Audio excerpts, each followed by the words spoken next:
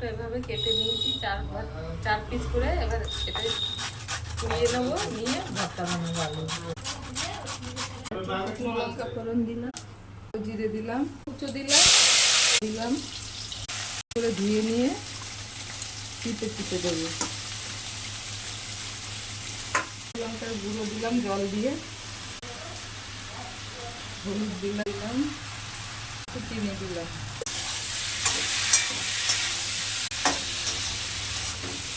নাড়াচাড়া করবো। আলু টমেটো ভর্তা, ধনে পাতা দিলাম ছিটিয়ে।